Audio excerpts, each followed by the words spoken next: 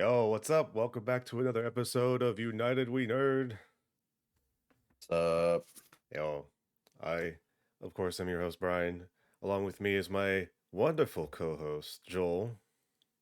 Good morning, Hey, California. Never been there. California. California. Ugh, man, Joel, you know what? A lot of shit's happened this week. It's been a week, man. Good morning, Jameson. I'm gonna try to keep an eye on Twitch. Morning to you. That's Yeah. right. Sorry, before you get there, I just want to remind everybody that, of course, this is being recorded live on twitch.tv/United We Nerd. Hell yeah. Of course, we got Jameson here in the chat talking with us. If you would like to talk with us in the chat as well, you can come over to our Twitch channel and give us a follow and put the reminder on so you know when we go live so you can be a part of the chat. Hell yeah. But of course, if you can't, this will also be on YouTube and podcast services anywhere and everywhere. Around the globe. And that's enough of our shilling for right now. Hell yeah. But yeah, Joel, a lot of shit's happened this week.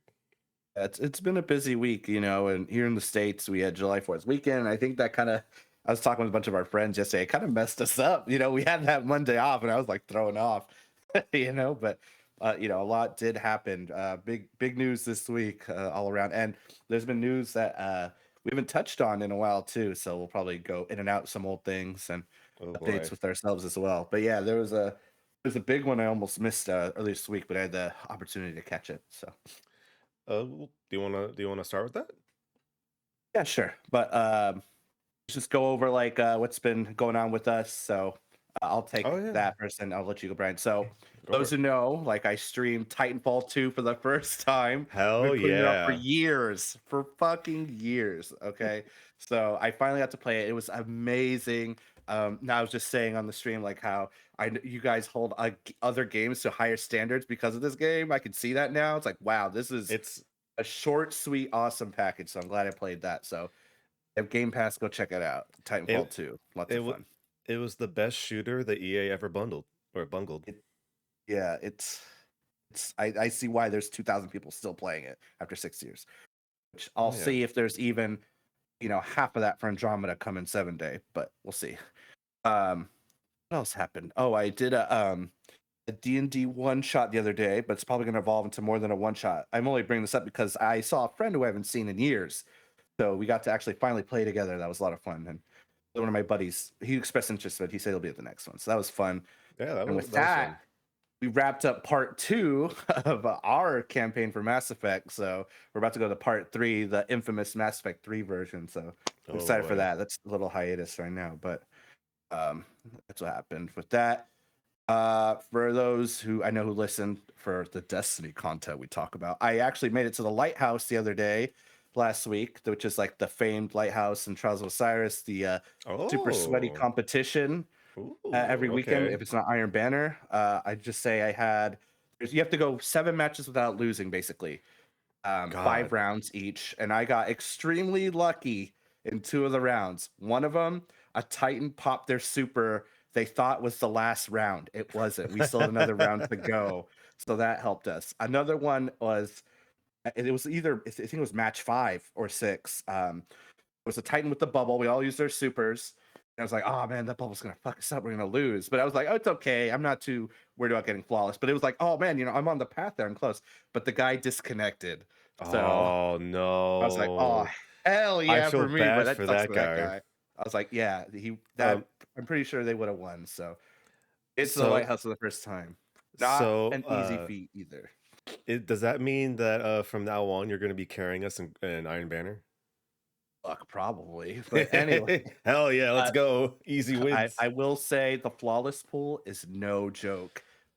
We did a match and they were wiping my fucking face on the floor. These players it's already hard, right? PvP for some people, and for me, I have a love-hate relationship with it, but more on the love side recently. But it's really hard. Those people are they're dancing my body, going super fast, and I'm like, what? A whole new level of tough. So shout out to those who make it there multiple times. But Jesus, I'm glad I made it once in my E2 career. But yeah, tough.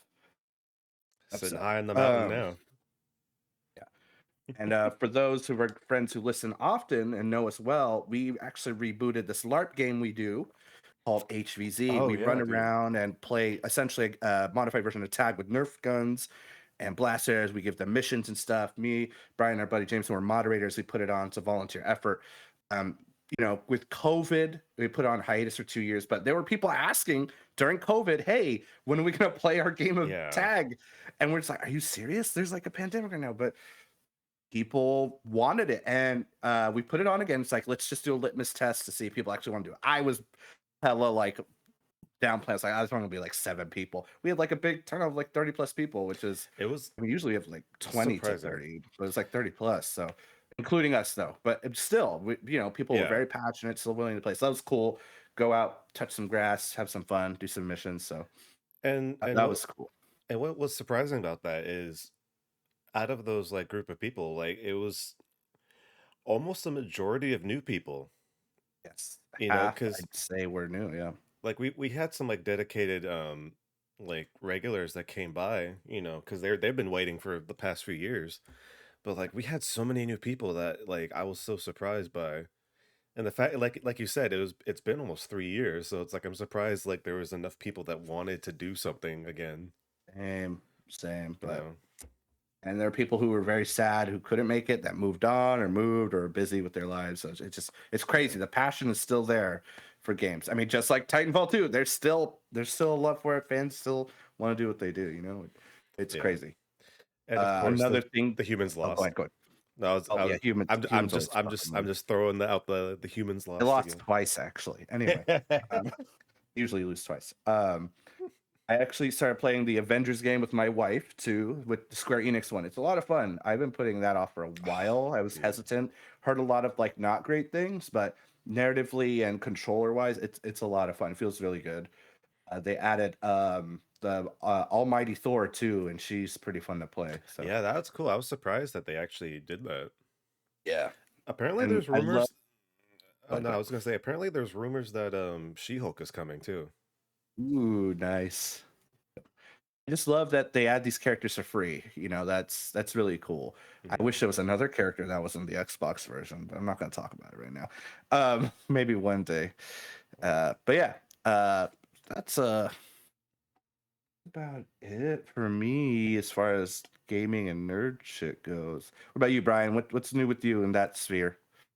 Or Uh anything new, life developments you want to share? I what did I do?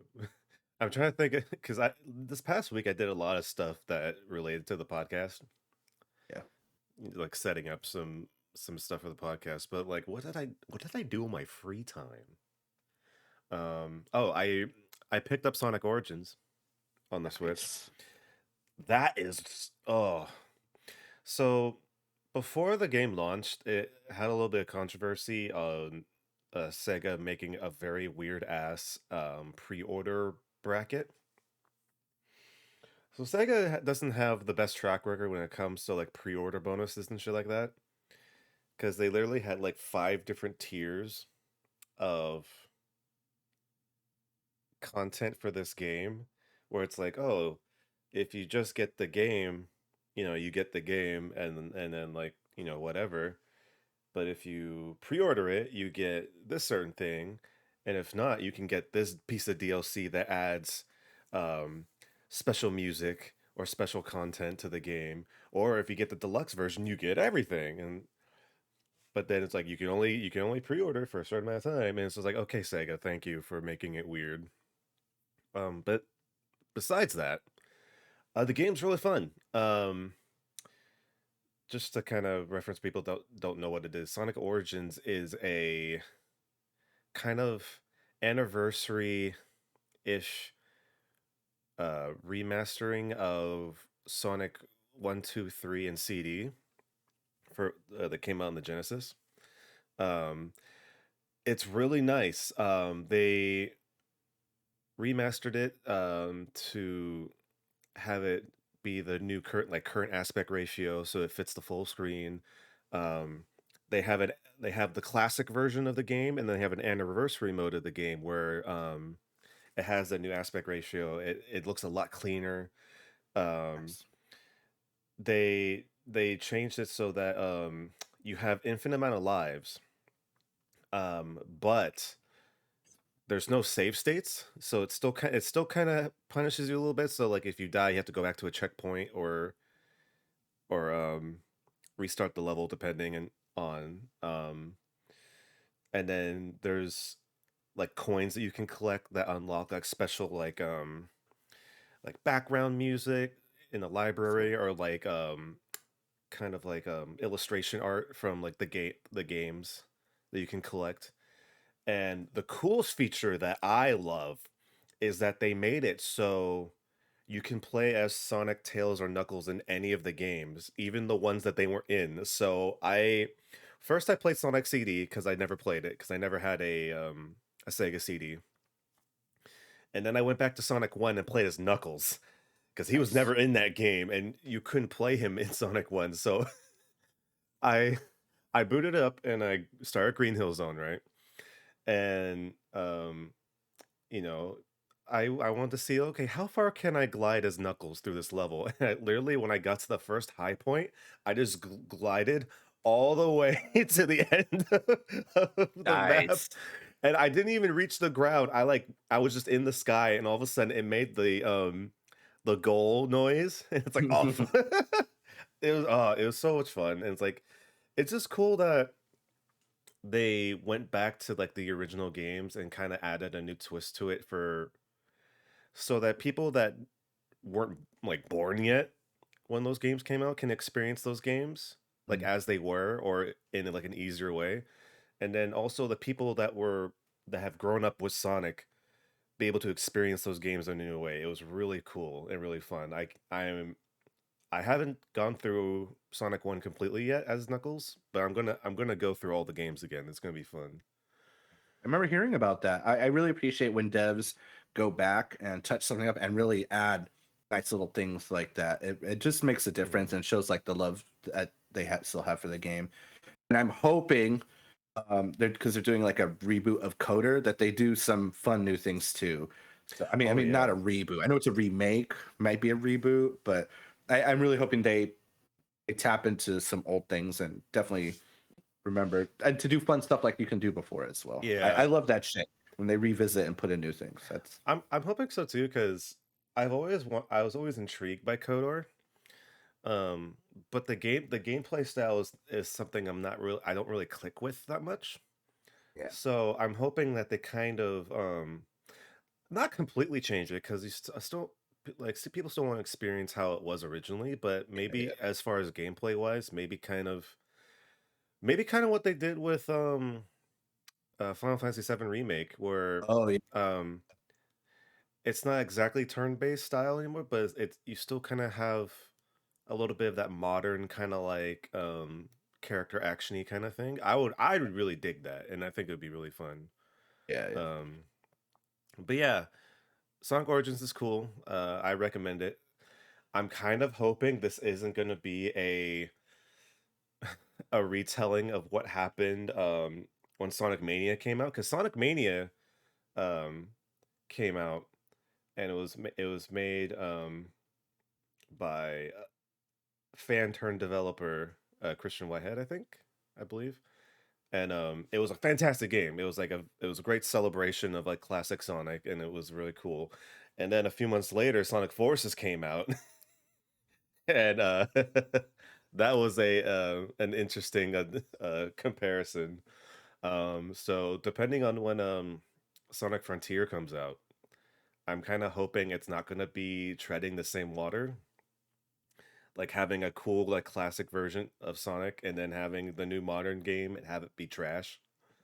Um, so I'm Hold your crossing my breath. fingers. I'm crossing my fingers because what they've shown off recently looks really cool, and I'm hoping for the best. Um, but as far as that goes,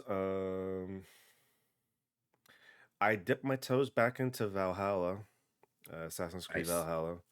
I don't know. I finished it a while ago, like the main story, and then I started the druid campaign, like when you go to Ireland, and I kind of dropped off a little bit just because I had other games to play and stuff, and so I went back and I have been having fun with it. It's Valhalla's still a really good game for Assassin's Creed. Um, there have been rumblings because Ubisoft is having their presser, I think, closer to September. Yeah, they had one this week, and then they're gonna have another one in Oh September. wait, we have to talk about that Oh, I know. later. I'm We have to waiting to talk get about there, but I'm that. letting you finish. I'm letting you finish. Um, yeah, so they've been teasing what they want to do with Assassin's Creed. Because there's been always rumors about the like Assassin's Creed Infinite, like game service thing that has been rumored, and they haven't really talked about it at all. But there's uh, a new possible rumor going around that they might be doing a iteration game, kind of like how Rogue was. Um, Spoiler alert for people that haven't finished Valhalla. If you haven't by now, I'm sorry, but Oh, it's okay. Go ahead. it's kind of been almost 3 years. um, so at the end of the game, you switch perspectives to a different character called Basm, who was somebody that lived in the era of Eivor, that kind of tricked Layla, the main character you played as, to swap and take the staff, the piece of Eden staff that kind of it basically kind of keeps you immortal as long as you hold it. So kind of like tricked, swapped, and then now he's in the world, and you played as him at the end of the game. And so there's a rumor saying that there's going to be like a smaller game where you play as Basm, and it's supposed to kind of be a return to kind of how classic Assassin's Creed was supposed to be. And if that's the case, I'm fucking for it. Like Baza is it's kind of like one of those things where it's like you're playing the bad guy a little bit in that point, because he's trying to trick the assassins and stuff like that.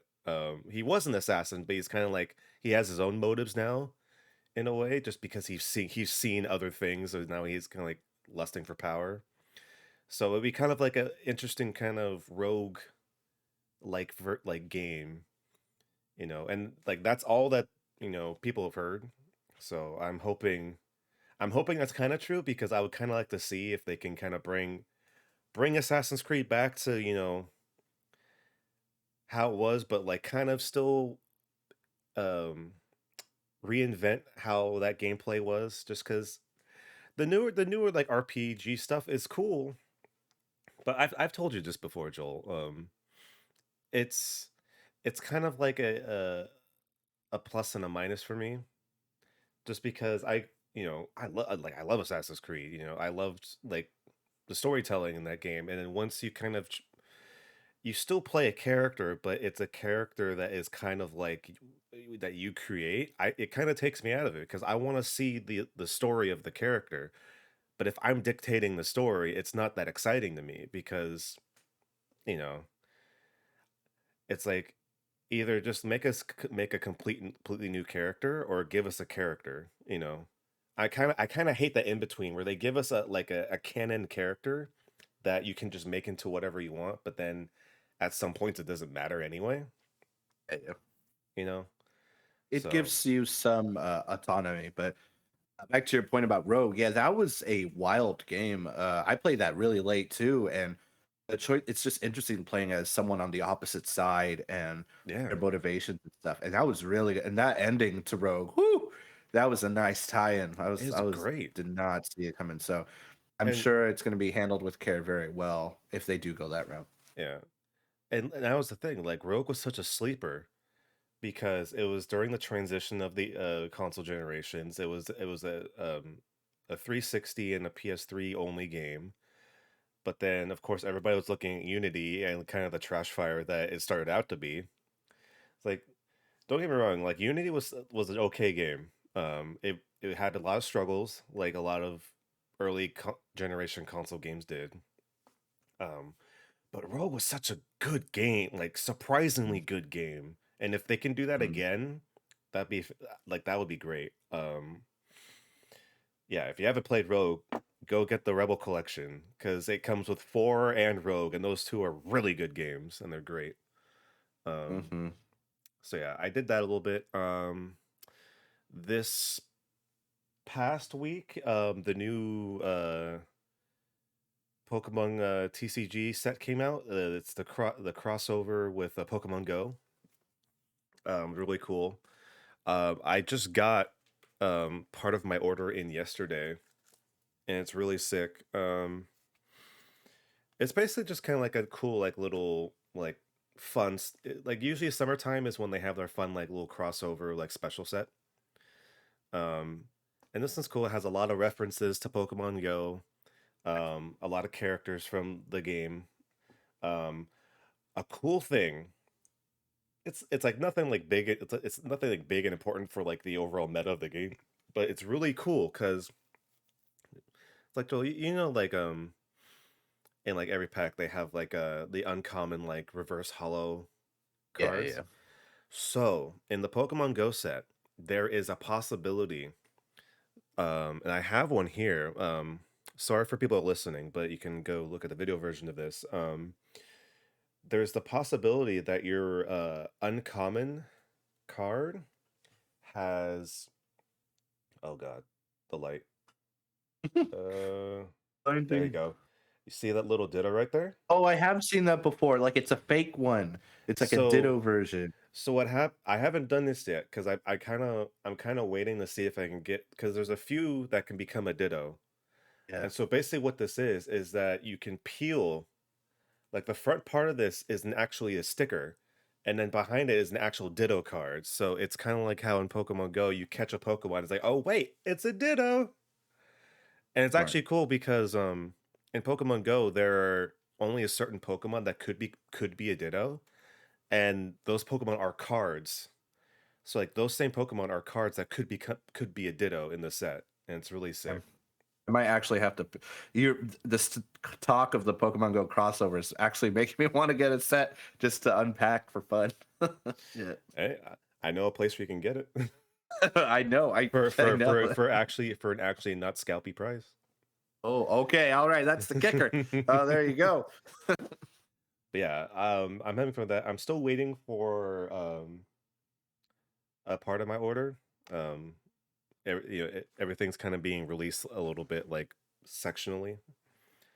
But yeah, it's a really cool set. A lot of people in the community have been very excited about this set just because it's just like a fun little thing, and of course, it brings Mewtwo into the card game.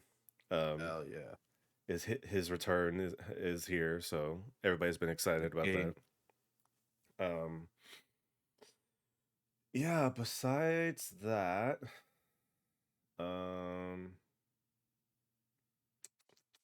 I went to a wrestling event yesterday.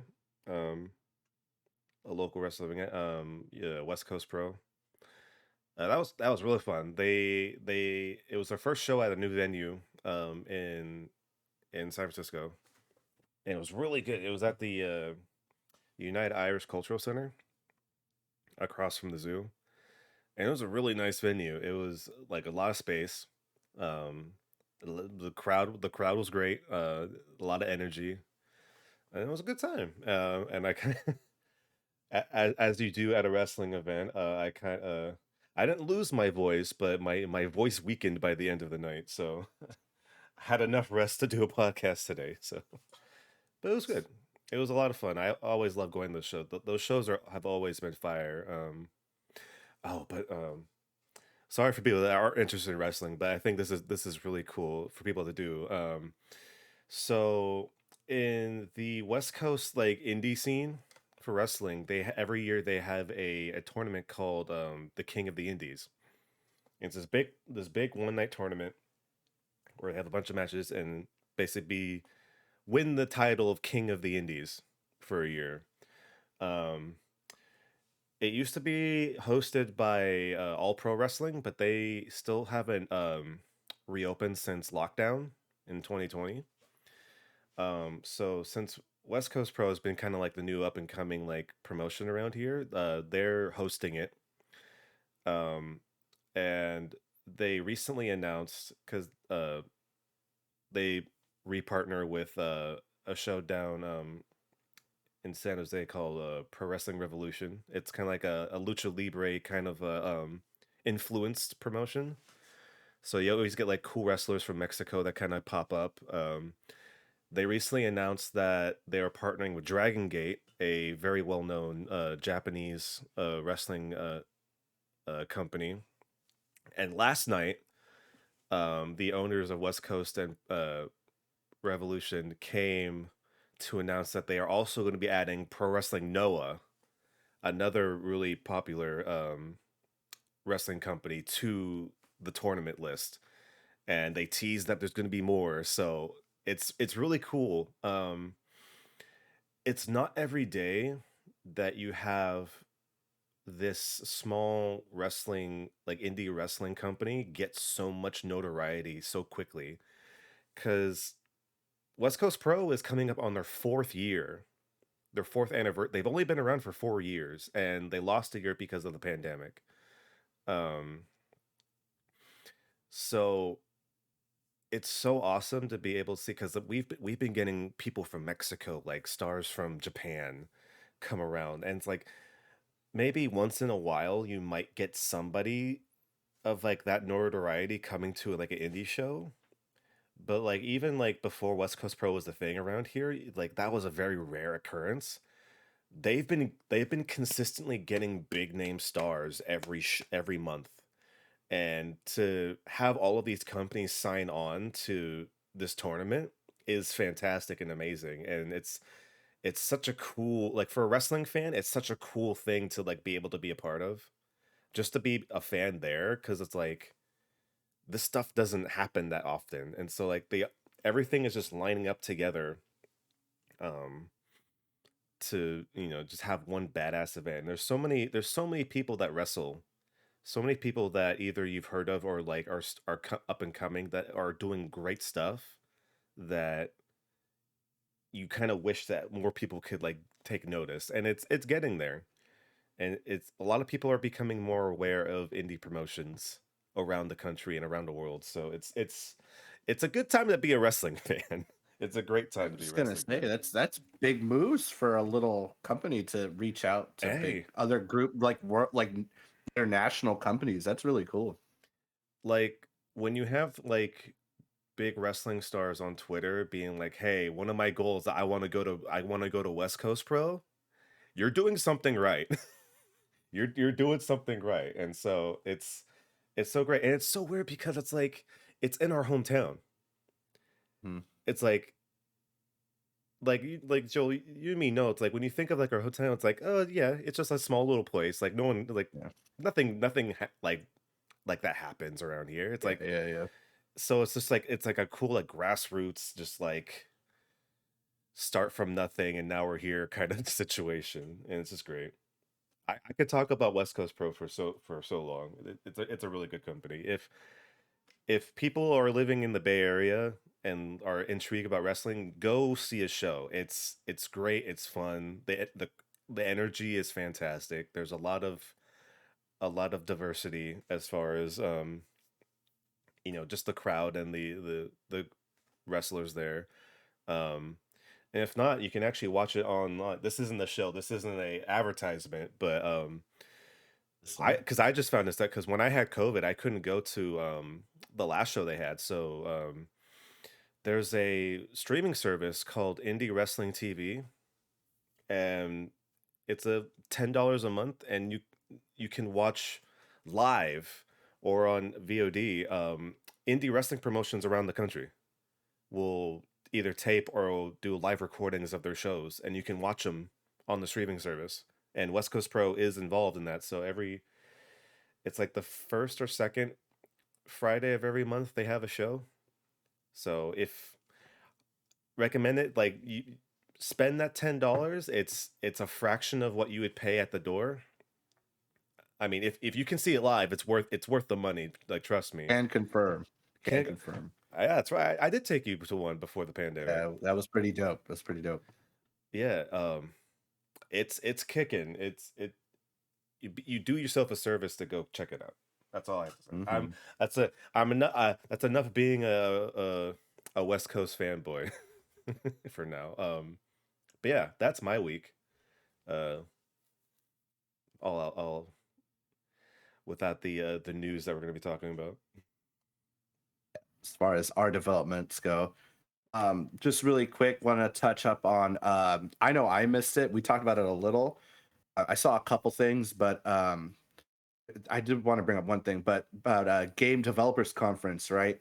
The mood from at least our friends was like it's kind of like a wet noodle, kind of not as exciting. Hmm. That's the vibe I got at least. But there, I'll say for me, one of my friends, he was really excited to tell me about this game called Scorn. And another Oh friend yeah, was talking about, yeah, I saw a trailer for it. I was like, all right, I'll check out Scorn. And it looks freaky as fuck. In a good way. In a good way, I gotta say. Like it's like weird alien craft and shit. And it looks like a hmm, space shooter. And as one of my other friends said, Ben, who's been down here, he's like, it looks disgusting. And it does. It does look disgusting. it In a good does. way though. Like it's like visually like, oh, that's gross, but like intriguing. I'm not saying like, oh, don't like if you're intrigued about like space shooters, because I think that was the theme, right? Space horror shooters of this game dev It's conference, like, and people yeah. teasing like a Dead Space kind of It's game. very akin to like classic Dead Space, But yeah, especially like the check out the fleshy Scorn guns. trailer. Again, not an advertisement, but it's for me. I was like, oh wow, this is different. Usually we see something kind of pretty and clean, but no, this looks fucking gross. So that's what I got to say about that. But we're gonna touch upon a big thing that I know we've been excited for, but I just want you to talk about what your thoughts on game dev conference, Brian. um, just in general. General or anything that stood out to you, or it's been a Um, minute. it has been a minute. There's a lot that's happened. Yeah, because we never talked about like the Xbox showcase. Like I know I streamed it, but there's so much to talk about. Um, there's a few games that I have my eye on. There's the one Squanch Games, High on Life. I think that's what it's called. It's that from the makers of Rick and Morty. It's a kind of Borderlandsy-ish kind of game where it's just kind of wacky and zany. Um, but the big kicker is that all of the guns are alien species, and so they talk to you as you're like using them, and it's just like wacky and zany, kind of like you know Rick and Morty kind of fun, and it's gonna be on Game Pass, so that's gonna be something I'm looking out for. Come out in October.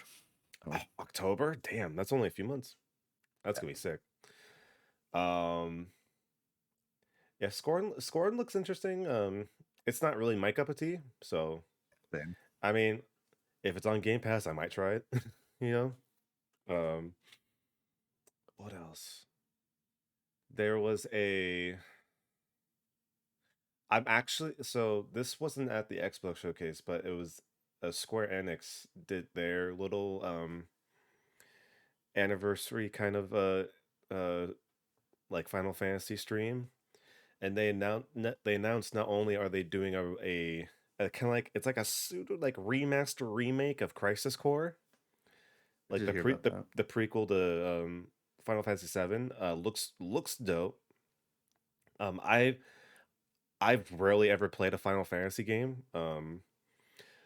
And they recently just said that well, not recently, but they released Final Fantasy 7 remake on PC on Steam. So I've been holding out on like an Xbox release because I'm hoping it will Yeah, happen soon, but I might just have to dip in on the Steam version just because I played the demo a while ago and it was really cool.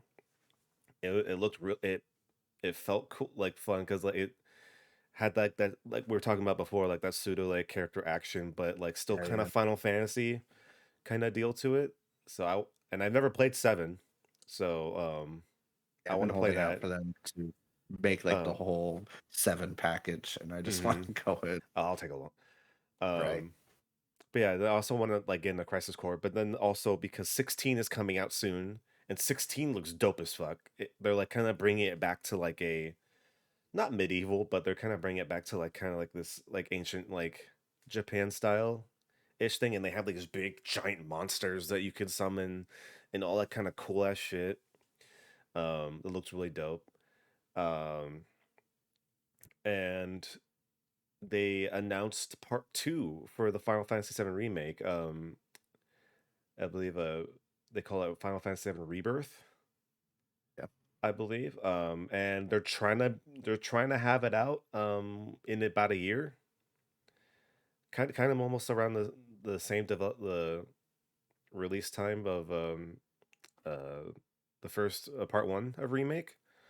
So sure, if I'm kind of I'm gonna wait and see because we don't know how development still is, still kind of like at the whims of COVID and stuff like that. So we're gonna see if they can do it, but I hope they can because shit, if they can commit to just like a few years in between each entry, that'd be great. Um, and then maybe we can get the collection like you like you wanted, Joel. I Um, mean, it took them years to put 8 out, and it might be another decade. That's okay. I got time. I'm willing. I waited for 8 to get remastered after all these years on the Switch and Xbox and PlayStation. I can wait for. I mean, it's been this long since I haven't touched 7 either, and it's so like the game of mm, games, right? It's like I can wait. I'm sure this prettier action packed version will be great whenever I get to it. mhm, yeah. Um, let's see. Uh, of course, there was the Sea of Thieves updates that we got that I'm sure we've talked about and we'll always talk about. That's actually coming soon. Being able to cuss the name your ship options and Captain C. Woo. yeah, it's gonna be fun. Sea of Thieves has been rocking it. Um, yeah, everybody's still kind of thinking about how Sea of Thieves started. It's changed tremendously, and it's a fantastic game. Always say that, and it's just true how far it's come. Excuse me. And I remember thinking like, this is fun. I like playing with you guys. I don't think it'll last like a year or a year and a half. This is fun, guys. But and I've been proven wrong so many times in all the directions they've chosen. And I think what it is too, a lot of other games we've played have not followed up. The community involvement is strong. Even when they flub it, they're like, oh, sorry, but they still are pumping content. I mean, they are like one of the top back games by Xbox too, but it's like Hmm. still getting content, good content too, world expanding, communication stuff. There's some UI and quality of life stuff we've needed that we've gotten, but it's like at least we get it, instead of just Yeah. like twiddling our thumbs waiting. Hey, when's that coming? Of course, we're all waiting for like a bigger crew, but that's probably one of our friends says the machines aren't strong enough for that yet. Maybe next gen did a second one, Oh, but it's always gonna be the complication when you have a multi-generation game because it's yeah. I mean it started on the Xbox One. It's still supported with the Xbox One, but now we have the Series X and S and also PC. So Mm-hmm. it's kind of hard to try to take more advantage out of like the new series of consoles and the PC when you still have to support the Xbox One. And Mm-hmm. it's great because that's what Xbox's MO is. They want to make sure that everybody can experience gaming how they want, which is great, and I love it, and it's very consumer friendly. But then it's going to be a give and take because they can only push the game as far as they can based off of what like the Xbox One X can do, Yeah. you know. Um, but it's Still a it's fun game. it's a very fun game. And of course they Pokemon showed off the new games coming out this year, the new generation, Oh yeah, Scarlet and that's right. Violet. Oh man. Like as you can tell by like what I've been talking about and what's surrounding me. It's like I'm a big Pokemon shill. So I'm excited. I'm always excited for a new Pokemon game to come out because I'm always intrigued to see what they do to make it like different and unique. Um, this one seems like it's going to be a very big departure. Well, maybe not very big because we don't know much about it, but from what they've told us so far, it's going to be the most different Pokemon game ever because they're allowing us to do four-player co-op through Whoa, didn't know that. through the entire game. Wild. So it's not because like in Sword and Shield, you remember there was like the wild area, and like Yeah, yeah, that was like a co-op-y kind of game because you had like the max raids and you yeah, could yeah. like roam I around. enjoyed that. From what they're telling us, this is going to be the first. Like they officially said that this is the first open world Pokemon game, and Pokemon Company said that you're not tied to a linear path. You can go wherever you want. And then you could do it with up to three of your friends. So it's like, okay, That's cool. will the will the online infrastructure work? Who knows? It's Pokemon, so it's Yeah, very right. very unlikely. But hey, if like you and me and maybe like another friend of ours wants to just hop into someone's like world and just play Pokemon together, whatever that extent is, that would be really dope. Like imagine us like rolling up to a gym and be like, "Yo, we here for your badges." Just Yeah, team up Marcelo. together. Whenever you listen to this, get your dragon team ready. My bug team needs help. So uh, and of course, I can't talk about Scarlet and Violet when with one of their new Pokemon, Lechonk, who was hell yeah. taking the internet by storm because it's a cute little pig, and that thing is Mm. gonna be on my team. And if its evolved form is ugly as fuck, I'm keeping it a little pig. That's how I feel about Spoink and what you call it, Grumpig. I think Oh Spoink yeah, is way cooler than fucking Grumpig. yeah.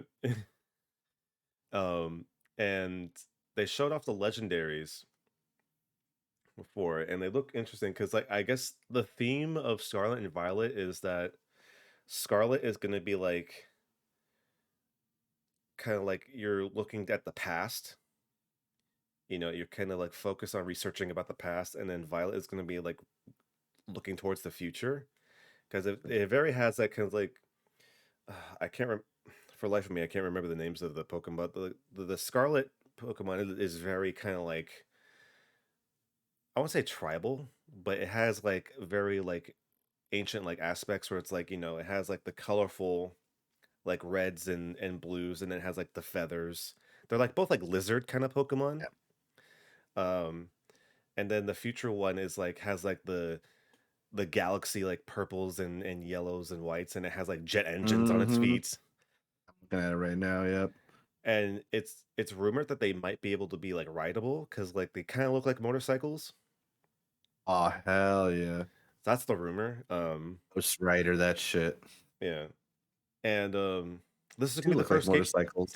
This this is also gonna be the first game where your professor changes depending on which version you get. Cool. So there's gonna be like two different professors. One's obviously focused on like the past, and one's focused on the future. And it might change from like instead of it being a like research facility, it looks like it's gonna be more of like a school. So like they might be like school professors instead of like research professors. And it's like, okay, that'd be interesting. Like you play like Scarlet, and then your rival team is like the Violet School kind of thing, like have a school rivalry instead of like an evil team rivalry, and that'd be interesting. But yeah, Scarlet and Violet looks really dope. It comes out in November, so like less than a year after Legends came out. So Dude, I hope. I just fucking got the deer in fucking Arceus. I just went back to Pokemon. I told I told Marcelo, I was like, hey, I got the deer. He's like, fucking finally, bro. Game's been out for like a year, and I finally got unlocked like the Nexus events where random Pokemon come in. I Hmm. was just like, you know what? I should play Arceus again. Well, Damn. you have a few months. God. It's just funny you mentioned we were having a conversation. Me and Jameson and Ben went to this food festival, right? But we were talking about Pokemon and how like so much has changed, like, and it's Oh yeah. almost off-putting. Like there was, the X and Y moves. There was other team ups and stuff. There's Gigantamax. Someone said Betamax. That made me laugh. Maybe that's random. But yeah, just so much has changed, and I think it's good that they change, but it sometimes is off putting. Sometimes you want to go back to the original.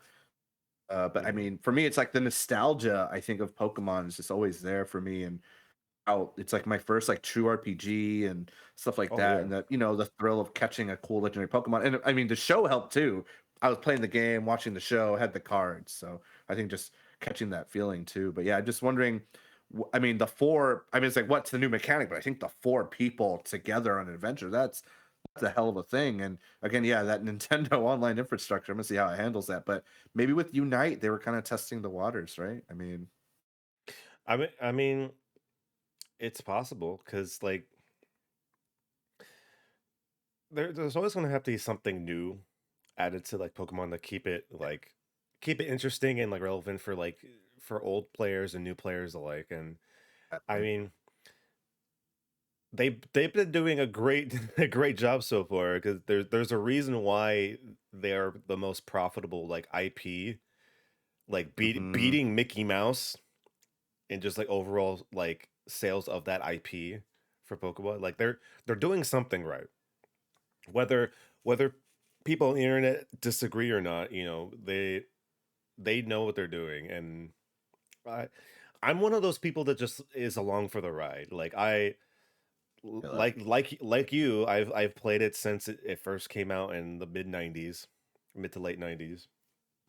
And I've been on the ride ever since. So I'm excited to see what they do. And uh, as long as I can get cute little Pokemon to like catch and then, force them to battle.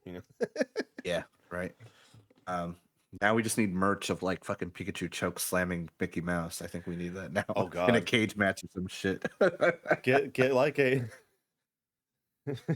I okay, somebody who's artistic, please like make like a little comic strip of like them in an arena and like it's Pikachu and Mickey Mouse and then Mickey Mouse is like, huh, you think you could beat me? And Pikachu like smirks and all of a sudden just Gigantamaxes. It's like you Oh yeah. it's like Pikachu. It's like punch the giant fist just punches Mickey Mouse. Oh god. Oh, would appreciate if possible. Oh god. Just want to say before we move on, I know there's a big thing we're kind of dancing around, but there's two things I want to bring up. Go for it. Um, let's see. So I forgot we're totally talking about game dev. Is there anything else you want to bring up? Sorry, my bad. Um I just remembered that my brain. there's a lot there's as far as like the things I'm like very interested in, still excited. Like Splatoon's coming out soon. Splatoon 3 is coming out soon. I'm always excited about Splatoon. It's a really good game. Still waiting for Bayonetta 3 to be Uh, dated. Still waiting for that. I haven't played the first like I want to play the first two games. I still haven't. But I just want to I'm kind of waiting for a release date for Bayonetta 3 so I can have like a timeline so I could just kind of like do 1 and 2 and then have it be fresh in my brain so I can just go right into 3. So I'm waiting for that. I've kind of not completely shut myself off of like PlayStation games only because I don't have a PS5 yet.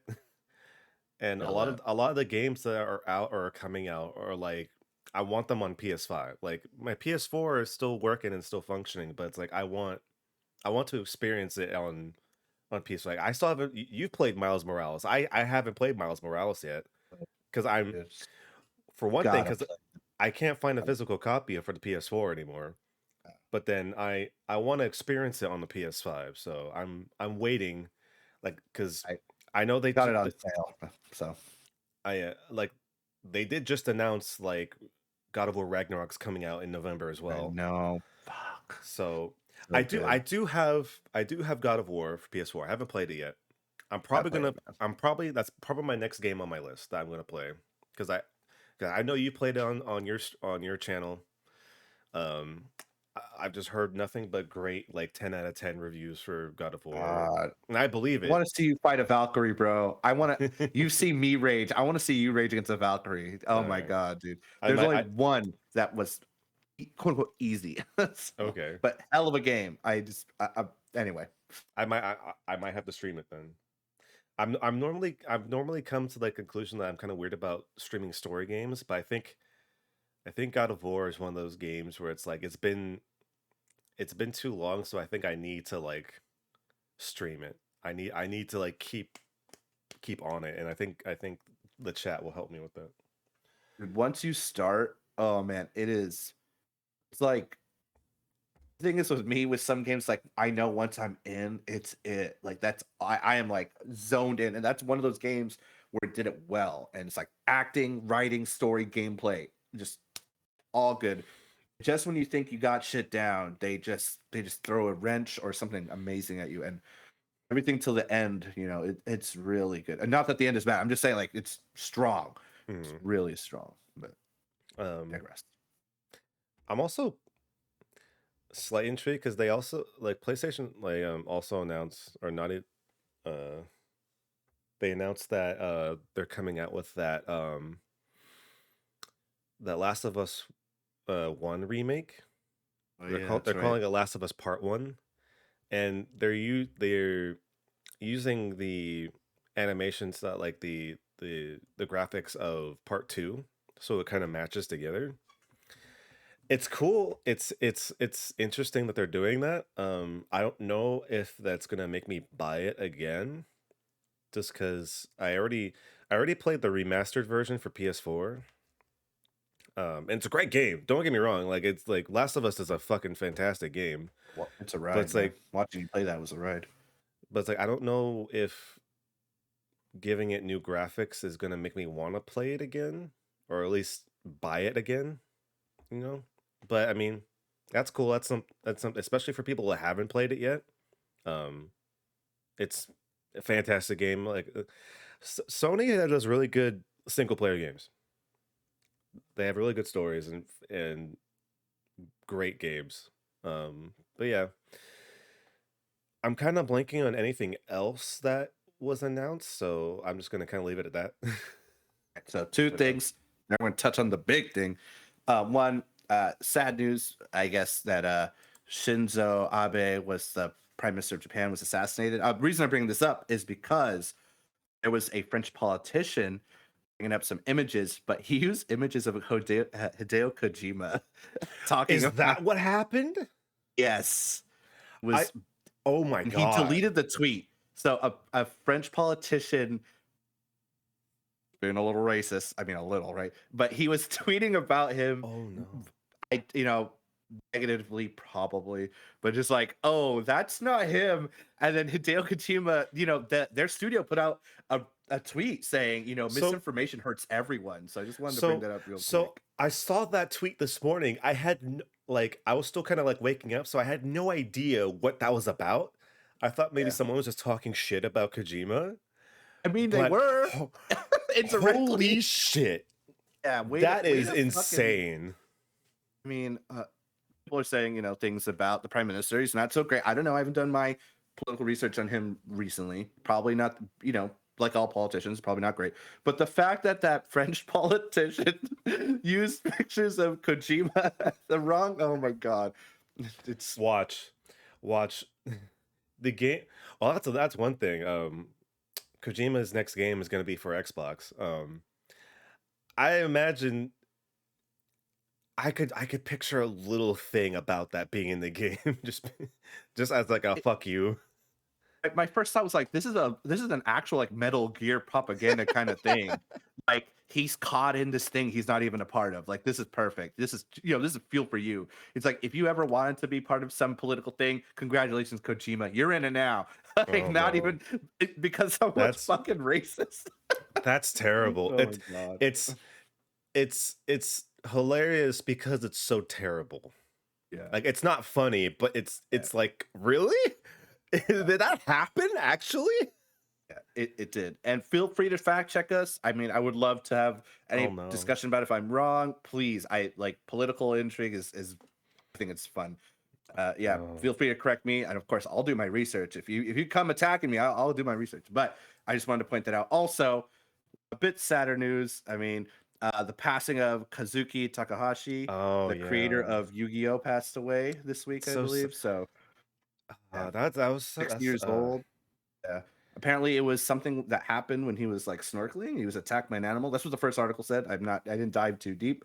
It might have been something else related. But yeah. yeah, They're still trying to like figure like yeah, they're still doing yeah. tests to figure out what His happened. But car was abandoned or something. it's such You a know?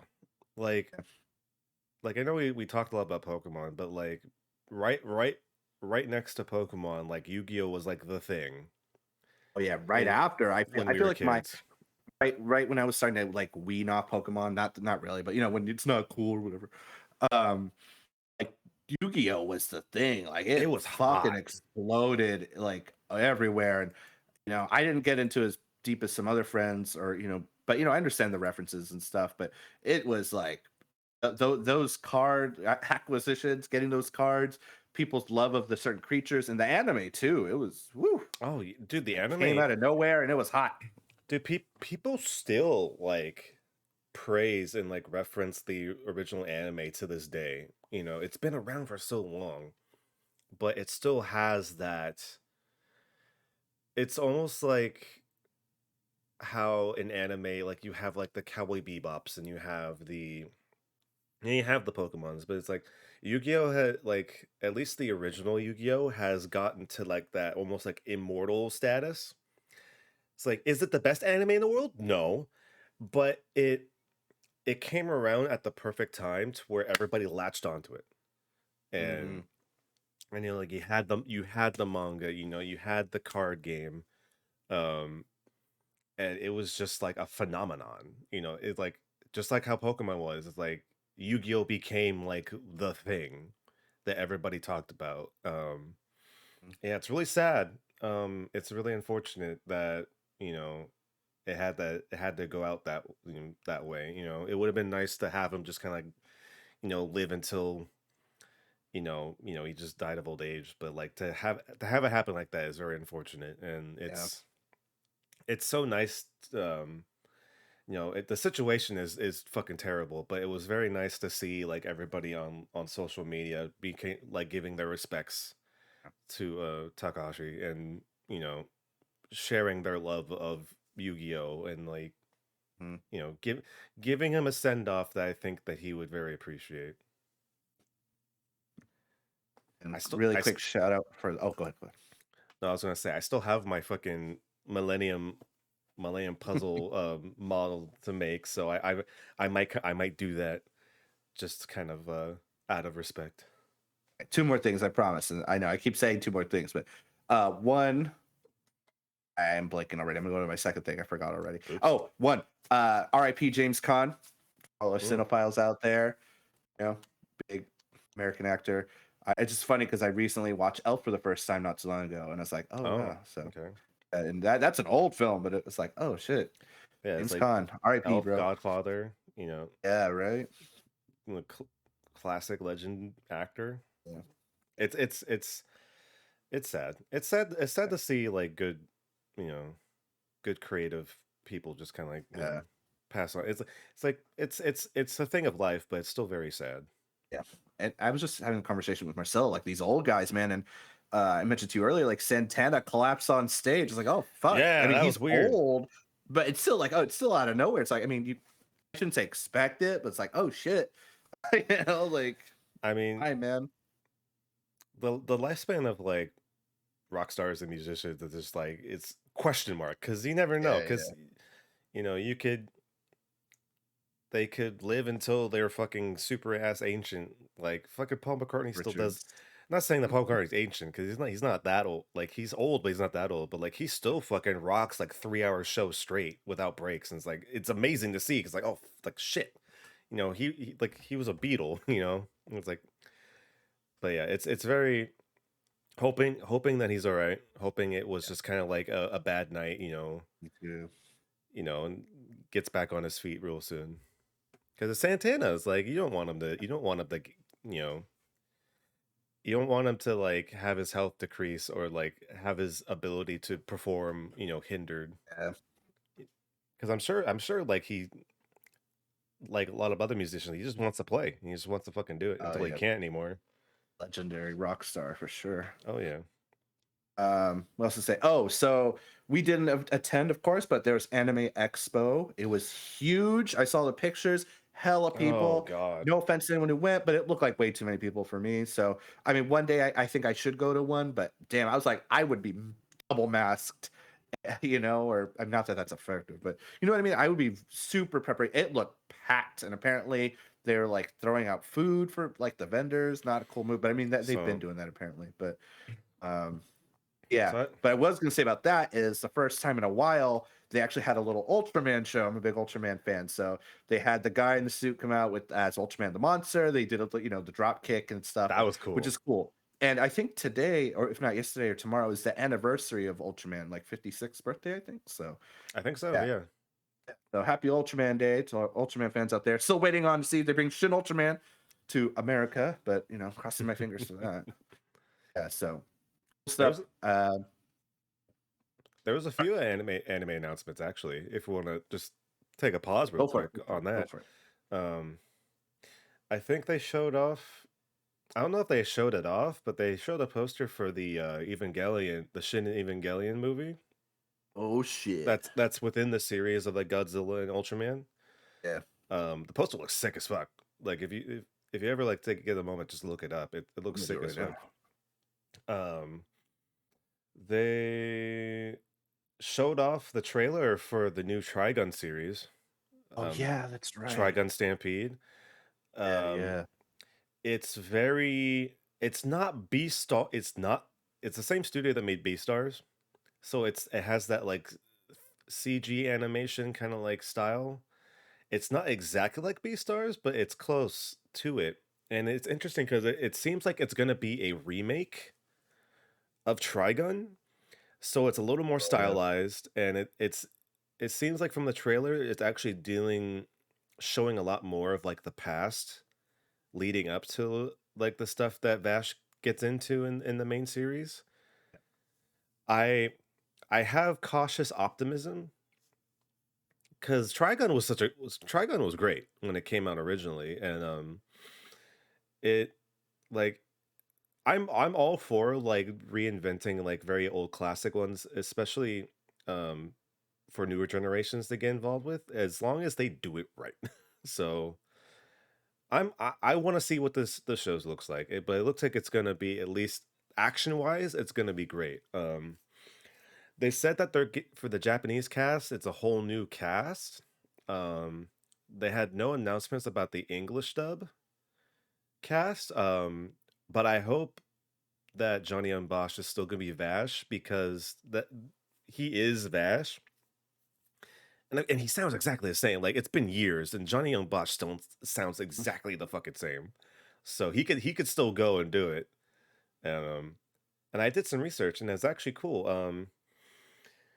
An interview that Johnny Young Bosch did a long time ago. Vash was his first major anime role, so it would be very cool if he was able to kind of go back to that character after all these years. And of Mm, course, everybody else that can come back should come back too. But that'd be dope. hoping. And of course, Dragon Ball Superheroes is coming out soon, in Yep. like Saw the in a poster at month or that. two. Movies. Again, they're doing kind of like a interesting like mixture of like 3D animation, like with like kind of like hand drawn animation, kind of like over it to kind of stylize it a little bit. Some people, when the first trailers came out like a while ago, were kind of like hesitant about it, but the more recent trailers, it looks a lot more polished. It looks a lot better. Um, and you know me, I'm a fucking I'm a fucking Dragon Ball fan, so I'm excited to see what they can do with this show, and especially since it seems like it's gonna be more Gohan centered. So make Gohan relevant again, please. It'll be great. Um, but I'm sure there's a lot of other anime announced that we are missing, Yeah. but there's a lot of cool stuff. But yeah, Anime Expo had some of its weird kind of like, are you for real? Like you said before, like they were because of like guidelines and restrictions and stuff, they weren't allowing people to bring in food, but they're also taking food away from exhibitors, apparently. Yeah. Like allegedly, I want to say that allegedly, Yeah, right. according to some eyewitness, reporting that they were taking food away from exhibitors. So it's like exhibitors didn't have food, and like working like all day long and like being denied food. It was kind of like, okay, that's kind of weird. It always, I don't know, for conventions that rely on like, um, volunteer help, it always kind of makes me iffy because it can always be like a dice roll depending on how that experience will go compared to like Mhm. a convention that has like dedicated staff. So, but I mean, like, I've also heard like I have a friend that went uh to Anime Expo and she had a great fucking fun ass time. And that's good because you want to have fun, especially Yeah. if you're a big anime fan. But it's just kind of sad they also hear like these reports about some like not so great things happening as there too. So I'm hoping that whoever's in charge of Anime Expo can like see this and maybe investigate and see if they can kind of like nix that a little bit for next year. I don't know, but if anybody that went to Anime Expo, the listeners, I hope you guys had a fun time. Hmm. If you're going to a convention, you should have fun. That's like the most important Definitely. thing. So and never let anybody like negative. Like I know like like we have to talk about both sides here, because we want to be Oh yeah. fair. Like don't let anybody's like negativity like ruin your time. You're going there for fun, so just make sure you have a good Hmm. time. But also just like we want everybody, not including just the guests. We want everybody there to be good. Definitely. Definitely. Yeah. All right, Brian. The showcase this week. We've been waiting to hear about for a while, and we finally got news. What I'm talking about. Oh boy. Yeah, this has been literal years in the making. So Ubisoft Singapore finally unveiled what they've been working on. We've been waiting. I mean, we were pirate stands a bit with our Sea of Thieves stuff. We've been excited to hear another pirate game with Skull and Bones. Um, I have a friend who has connections, and they said, there's going to be something soon. We just couldn't really talk about it until now. But it's cool to hear that um, they've revamped it. They've made, they've taken a new Oh yeah, direction with it, but it still looks similar though. it They had does. the whole unveiling, a behind the look scene. They had their MC talk to like the creators and the direction.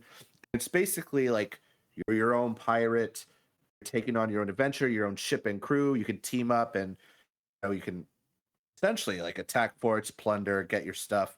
They even revealed some of the gameplay as well, which looked pretty clean and fun, and still a callback to Assassin's Creed 4, which I think we really did that Mhm. well, and I think they're building upon that.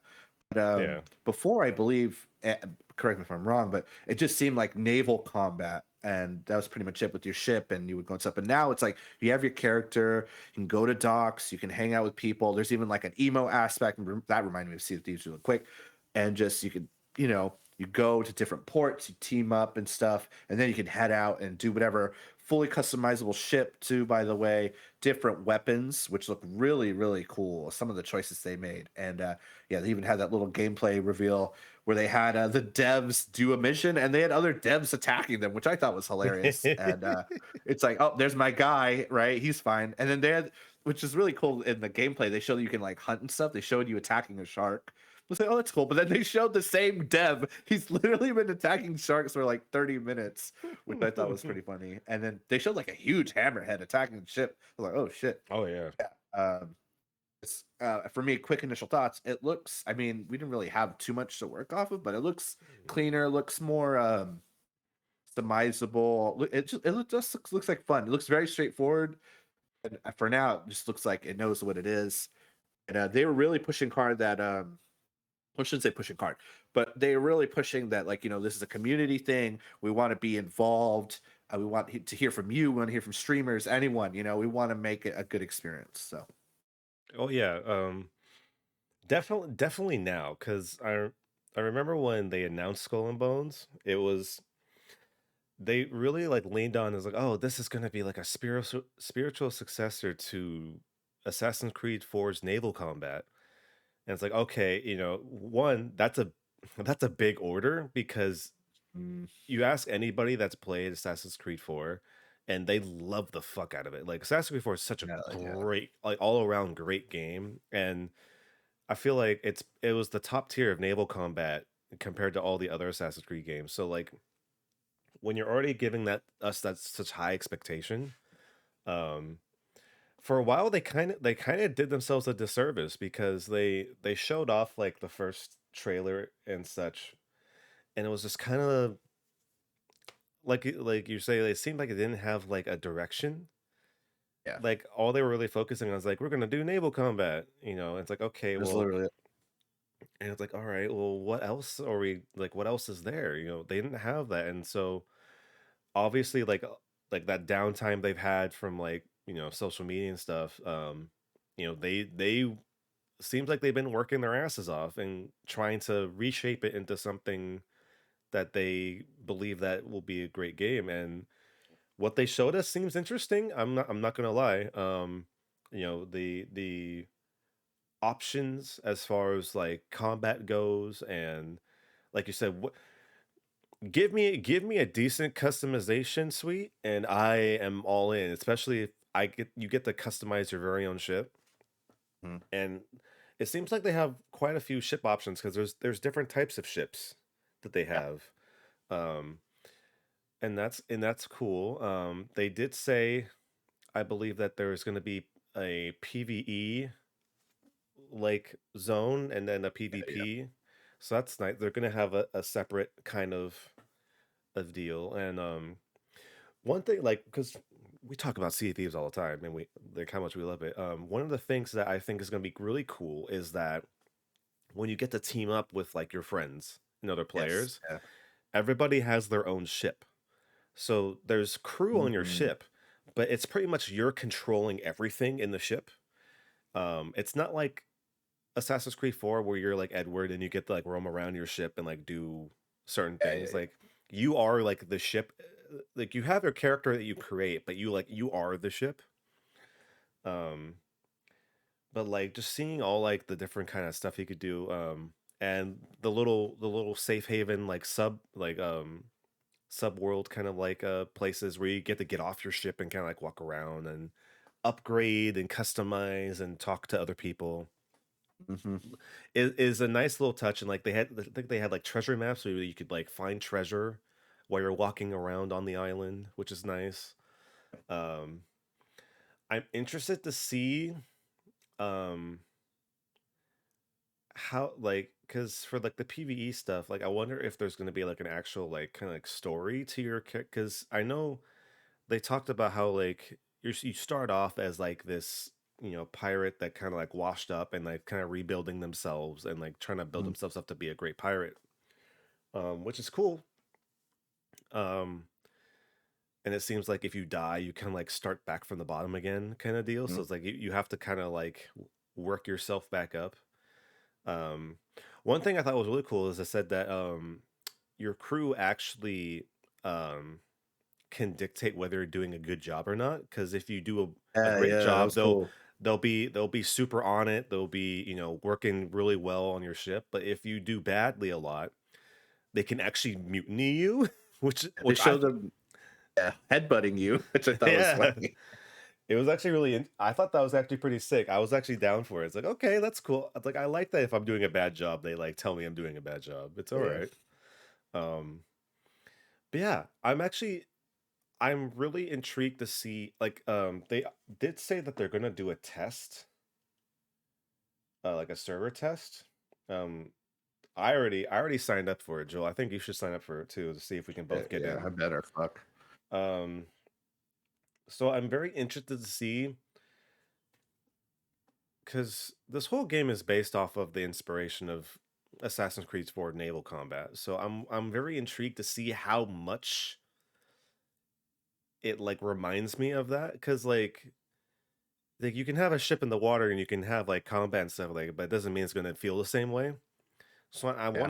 want to see how much it reminds me of Black Flag, and Oh yeah. what they can what they can expand upon that, because we've seen like the different weapons you can get and the customizations that we've already talked about, but it's like, how does it feel? It's like, I want to know how it feels.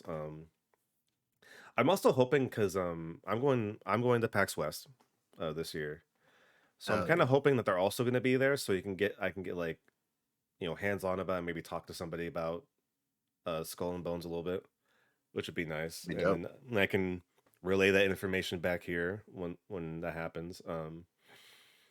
But yeah, I want this to do well. I want Ubisoft to have a win, because it seems like Ubisoft hasn't like struck gold in a while. Like they've had some things that worked, and then they've had things that kind of fell flat on their ass. So I want Ubisoft to have a win, and I hope Skull and like, because because this is coming from their newest studio, Ubisoft Singapore. And for people that don't know, I'm gonna let you in on a little secret. So some countries like have these special grants that they give for like artists and creatives and stuff like that. And Singapore has one for game development.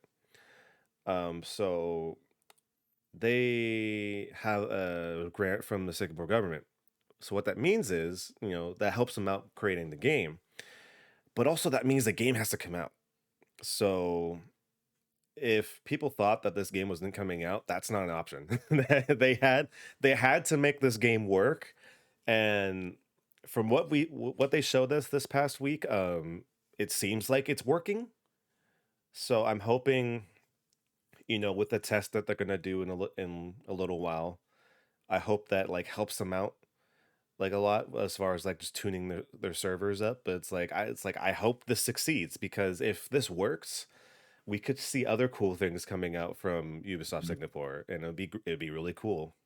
And Be I, dope. That'd be you dope. know, and who doesn't love pirate shit? I mean, come on, it's cool pirate shit. We're out there. I want to say I'm about to sign up, but he says choose your platform, and it's all next gen. And who doesn't Oh, have is it? that yet? Oh, Yeah. is it only next gen? It says Mm. PS5, Xbox Series X or S, and Ubisoft Connect PC. All right, all right. Okay, Time for me to upgrade soon.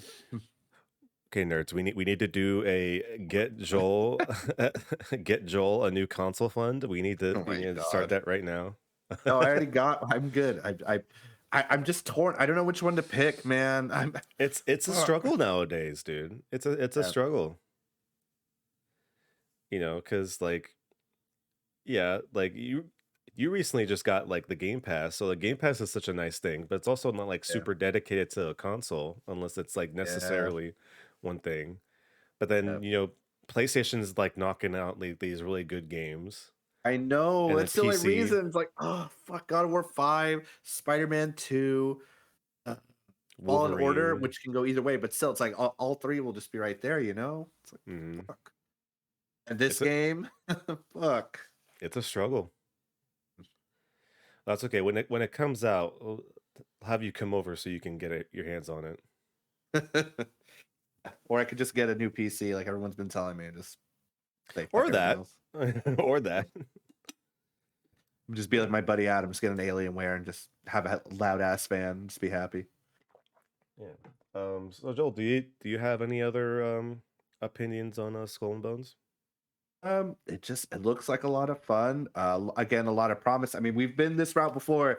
Game has a lot of promise and potential, and it looks good. You know, we hope they deliver, and then I'm with you. I want Ubisoft to have a big W. You know, it's not to say that the Assassin's Creed games haven't done it, but it's just I feel like they've done their job. You know, I feel like it's helped them do what they need to do, but not like I feel like Black Flag was a big win, and people, there's a lot of problems with Unity. I still feel like it was a good game at the end of the day, though. Mm-hmm. Especially that multiplayer. I wish they brought that back, but I guess that's what Skull and Bones is. But yeah, before it was like, they did have a while hit after hit with, 2, Revelations, Brotherhood, and 3. I feel like boom, boom, boom, boom. I mean, I think 3 is great. There's a lot of discourse, but yeah, I do want to see them succeed. Um, I'm hoping this game is great, and customization is dope. And I didn't even think about the story mode. I was just only thinking about PvP and like really easy objectives. Like, oh yeah, what is the story? But yeah, it's see what happens. And I want to see how big the map could get. Is it going to be like Sea of Thieves? There's like 5 ships on the map, and we're going to town, or is it 20? Like, I want to see what the infrastructure for that is too. Like, or is it That's a a good limited question. map with only I don't know, 5 players at a time or whatever. I mean, maybe that's why it's gonna be current gen only, because they can push that limit.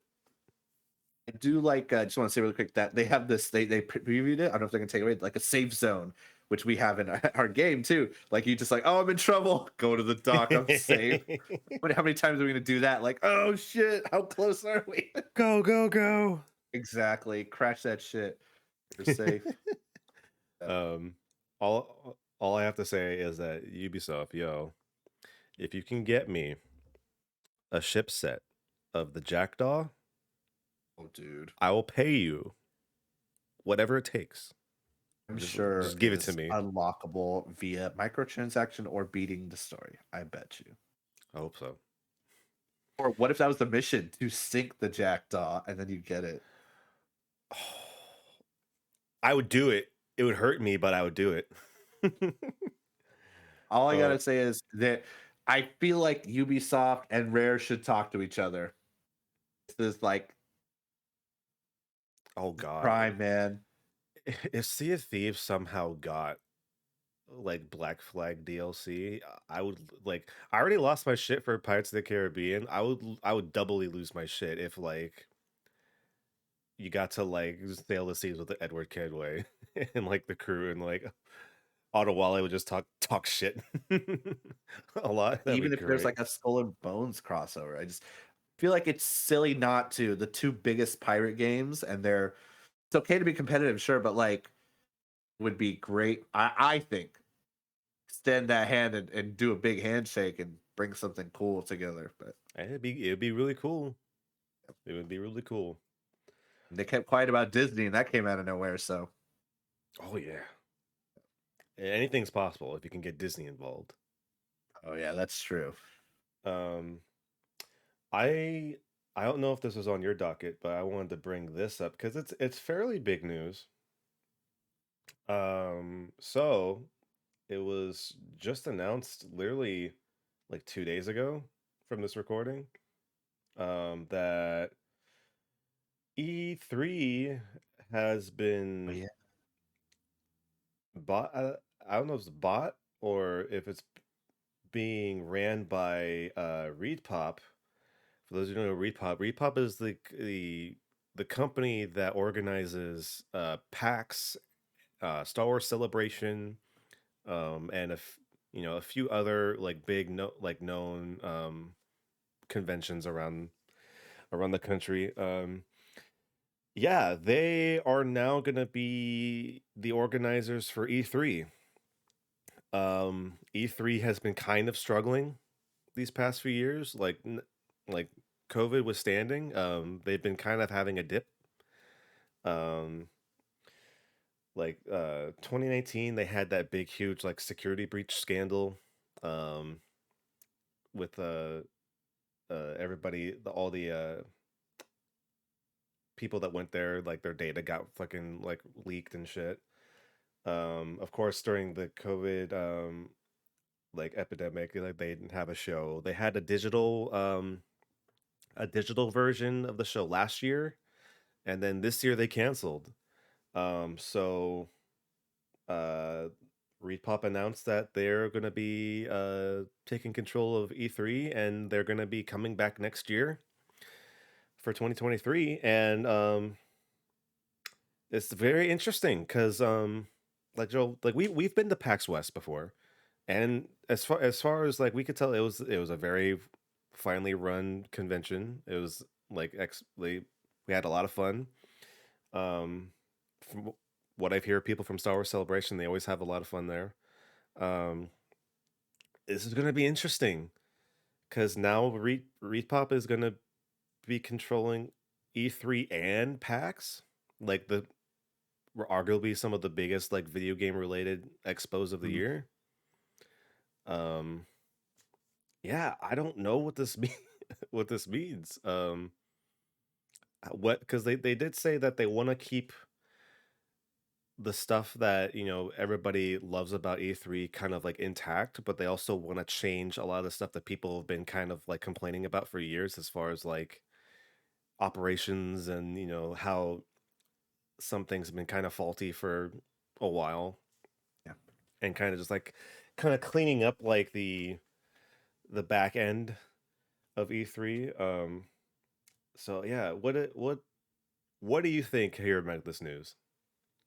Um, I mean, if they've been struggling, I think it's just the right move. They bring them back to where they were, and have things run better. And PAX was, I think, run pretty well. And Disney's not gonna let Star Wars Celebration be run by a shitty company.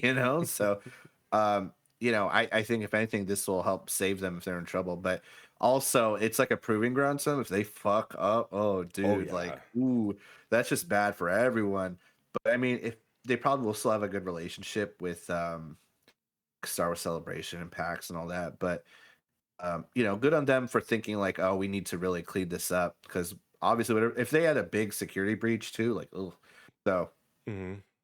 that's not something you take. I mean, not that you ever took it lightly, but like a gaming conference, oh no, like so. Yeah. Hopefully, a step in the right direction, but you never know. Some things just don't come well together too. So, but obviously, I want that to succeed, conventions to succeed too, to keep the hype going for the things we love. But I don't know. What do you think? It's gonna be interesting because for the past few years now, Jeff Keighley has been doing a great job with Summer Game Fest. Um, was kind of becoming the successor to E3 in a way, because like everybody saw the writing on the wall for E3, like especially when when PlayStation kind of backed out of E3 a few years ago, and they still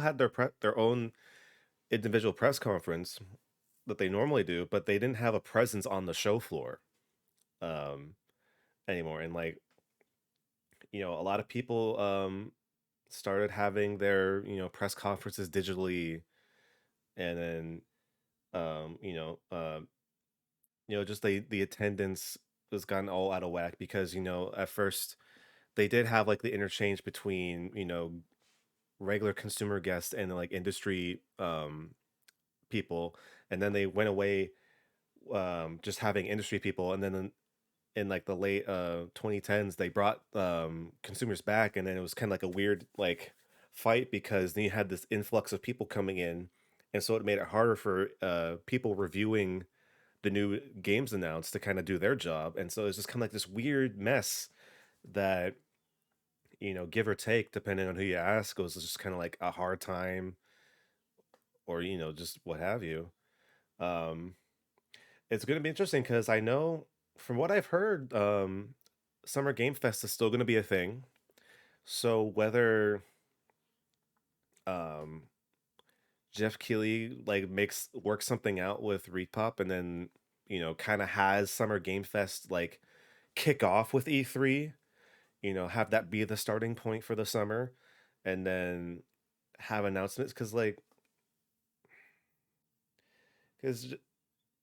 Summer Game Fest has been doing a good job of like acquiring like studios to have their announcements for new games. But it's like, if you still have E3 around, how are you gonna balance that out to where like E3 is supposed to be where like all the big announcements happen, and then you still have Summer Game Fest where it go last all summer long. And so it's like, will companies just kind of decide which one that they would rather do? If they want to have a physical presence, they can go to E3. If they just want to do a digital presence, like they could just do Summer Game Fest. Um, that's another thing. Even this year, Summer Game Fest actually had like a physical show floor this year, where they had industry people go and like check out the games that were being displayed. And so it's like, okay, so like you have E3 be like the kickoff and like start off, and then the Summer Game Fest lasts all the summer, and then you end with PAX West, which is just kind of like a smaller version of E3. Like in our eyes as just like consumers, it's always been like a smaller, like more consumer friendly version of E3. So it's like you have the climate for like summer video game announcements has changed so in just like the past few years so drastically. I don't It's going to be interesting to see the balancing act they're going to have to do next year, you know? I don't know. Like having all that information like is there a way to like make it all work cohesively? Probably have to save some big announcements for one event or another. Also, I'm sure some companies will scramble. Like, let's say, I don't know, beginning of Summer Games Fest, Sony has a big announcement. Xbox is like, what do we have in the pipeline? Let's do something at E3. And then, like, oh, but what about at PAX? I'm pretty sure they're going to age it as well, like who's doing what. But yeah, it's also might be like almost from your standpoint, like almost overloading. There's like too much at the same Mhm. time. I don't know, man. It's kind of a mess actually when you put it out like that. I feel, but I mean, and especially when you have a lot of developers, you know, moving towards just doing their own digital press conferences now. Because too.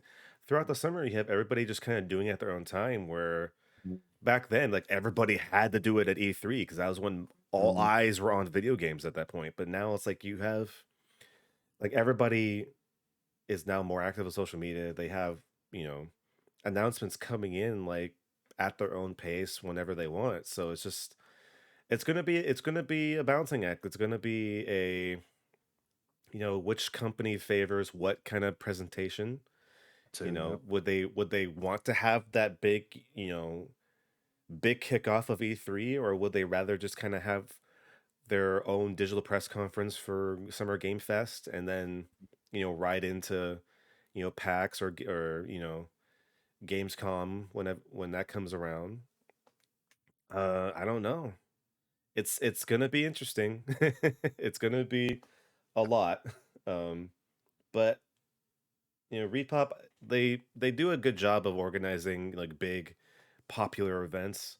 So it's gonna be a proving ground. It's gonna be a proving ground for them. This is a big deal that they have to figure out, and maybe it means condensing E3, making it a smaller thing than it used to be, because to be honest, that's what it kind of needed to do. It kind of got too big at one point to the where it started kind of like dipping down again. So maybe making it a smaller thing might change it. I don't know.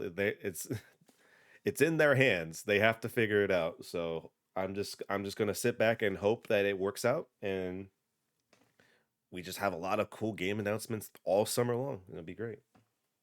Too. But see how they handle it, right? Hmm. I guess that's. I mean, last thought of that is like you're almost getting too big, right? It's too much to handle. Yeah, it's it's gonna be interesting. It's gonna be a new experience for everybody. Hmm. Cool. Was there anything else news wise that you wanted to talk about? I mean, Love and Thunder came out this week. Of Hmm. course, we'll suggest it. We're big Marvel stands here, so I saw it last night. I know you haven't seen it. Saw it with Marcelo and a bunch of friends. Yeah, I'm not going to say anymore. I'm We'll save that for the review, which we will definitely do. And I know I think Miss Marvel finishes next week too, so we'll probably pump something out for that. hmm And then Andor on the way and a bunch of other God. things. I'm waiting. Me and my wife were talking. We're waiting for Wakanda Forever news. Like we've been iron tight about that too. I'm just It's it's supposed to come out at the end of the right. year, Black I Panther was think. amazing, and the cast and crew were really good. Say what you will about Letitia Wright. I want to see like how much has that slowed down production or whatever. Like we haven't Mhm. gotten anything, but maybe they're waiting for summer to be over and just like, hey, summer, like Summer Game Fest, like movies, blockbuster summer, that's a big thing. But maybe also, I mean, Disney does own, or they're going to distribute Avatar. I'm wondering if that is conflicting with the two. They don't want to take away from the Avatar sales, but still, I would like to see a teaser or something. Every time I say this, usually happens within a week. So hoping, Yeah. maybe we'll get something soon. But yeah, Um, that's the next big Marvel thing, I think. Oh, She-Hulk too. Maybe they're waiting for She-Hulk to be done. I keep forgetting about She-Hulk, and I'm really excited about that. But yeah, is there between Thor: Love and Thunder and the supposed release for Wakanda Forever? Is there another Marvel movie like coming to theaters? not think so. What do we get? Multiverse. Multiverse, Love and Thunder, and Wakanda Forever. Usually it's 3 movies, right? Because we had, and before that was Spider-Man. So Yeah, because I know they're trying to play spoiled by Marvel. they're trying to play catch up with the messed up release schedule because of Yeah, yeah, COVID. yeah. So I don't know if they're starting to shift back into a regular pace again or not, Yeah, but they definitely do have a lot of Disney Plus shows coming out as well too. with the She-Hulk and Yeah. I gotta check out Baymax, man. I haven't seen it yet. I want to check that out. Baymax. I forgot that came out. I have to check that out. And I do hear, ruminations of a tease character. I don't want to say anymore because I know there's some people who are big on no spoilers, but I saw a still. I don't know if it's true, but I think that's the direction we're gonna go. I'm being very vague on purpose, but yeah, I am excited that they are doing this, but we'll see. I want them to confirm. I want to see that teaser, man. Then I want to go full force into what I. Mhm. All I know is I want to see updates about their reboot for Daredevil because Oh it was yeah. confirmed. It was confirmed that they're doing a reboot for Disney Plus, and it's going to be the same actors reprising Hell the yeah. roles from the Netflix show. So I'm hoping to maybe who knows? Maybe we'll see a cameo in Echo for Daredevil because they're matched up in the comics. So who knows? We'll see. Yes. But there's gonna be a lot. There's gonna be a lot of good, uh, a good content coming out in streaming and in movies. So a lot, Spoiled by Marvel. a lot of reviews coming up soon. Yeah. We'll Yeah. probably end up watching Black Adam too. But, Oh yeah, we have to. I mean, it's The yeah, Rock. and I guess Craven when it comes out, but I don't know. Anyway, that's all I got. uh, yeah, we're gonna be busy, but it's gonna be fun. Oh yeah. All right. I guess for the podcast, yeah, we appreciate it. Before we go, we do want to just give a little bit of shout outs real quick. Or not shout outs, but just kind of reminders. Yes, if you're listening to this, thank you for listening on podcast services. We do appreciate it.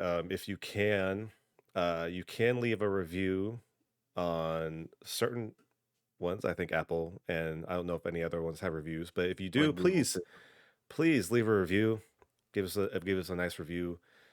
We appreciate it. We're trying to get this podcast out there as far as we can reach it. And of course, if you want to watch a video version, we do have a YouTube, youtube.com. You just look for United We Nerd. Leave a like if you please, and subscribe as well. Let the YouTube overlords know you like it, so we can kind of again push us out there. Make sure we get as many nerds as we can to come and hang out and celebrate all things nerd. And of course, thanks to the people in chat watching this live on twitch.tv/United We Nerd. Hell We yeah. appreciate it. We will be here after recording the chat a little bit if you would like. But of course, before we go, for people listeners post live stream, Joel, where could they find you? Where could you find us? Well, multiple places. First of all, questions, comments, suggestions, feedback, reasons why you should like Giant Monsters and Multitudes, why that guy with the spin move in Book of Boba Fett was sick as fuck, or why you should play pretend with some dice and miniatures. Hit us with an email, unitedwenerdcast@gmail.com. Where? unitedwenerdcast@gmail.com. Also, if you don't already, follow us on Twitter twitter.com/united_we_nerd. Leave us comments there as well. This with DMs, slide on DMs. Tell me why I'm wrong about pirates or whatever, and I'll tell you you might be right. Also, we're of course on YouTube, United We Nerd. Post comments there, like I said, subscribe, reach us there, and of course, again, reminders of there and Twitch. Now we're live. Twitch, Look at United We us. Nerd. Twitch.tv/United We Nerd. And of course, the Zuckerverse from Facebook. United We Nerd. We're everywhere, I think. Do we need to get on MySpace, Friendster? Do we? Oh God. I mean, eventually we'll probably do TikTok, right? I mean, we're gonna be so That's busy. that's But the this is last gonna become that's the our last job, step. That's the last step. right? Yeah, that's where you can find us for as far as United We Nerd goes. Brian, where can they find you? Said, I don't care about United We Nerd. I want to see Brian talk about God Oh. of War with the Valkyries or something. Where can we find you? Oh well, you can find me at Brian Saber on Twitch, of course. I stream on Twitch as well, and on YouTube. And you can find me on Twitter and Instagram at Brian_Saber as well. Where, just talk about a lot of nerdy shit, have a conversation, it'll be fun. Yeah, but Joel, where could they find your personal stuff? Oh, hell yeah. You can find me on SoundCloud, Spotify, Mad Mech Monster Mine. Also, twitch.tv/Acoustic Avenger. I just finished Titanfall 2 for the first time. Go check it out. I had a lot of fun. Can't recommend the game enough if you've never played that fun mech shooter. Also, I'm on Twitter, Acoustic Avenger. The I is a 1. Also, because someone pointed out the other day, you can find Marcelo on Twitter, M90Plays. He's like, what about me? Bitch, what about you? Just kidding. We love you. M90Plays on Twitter. Check him out. Also on Instagram under Marcelo. I think it's M90Plays. No, I gotta check it. But yeah, I'll put it down there. I don't remember what's time it. He's a very busy boy, but we love him. He's super busy. So All right. Well, thank you for listening. We very much appreciate it. Twitch, hang around a little bit. We will chat. But for everybody else, until next time, thank you and keep on nerding. thank you, Venezuela, for listening the other day. Bye bye. Oh yeah, thanks.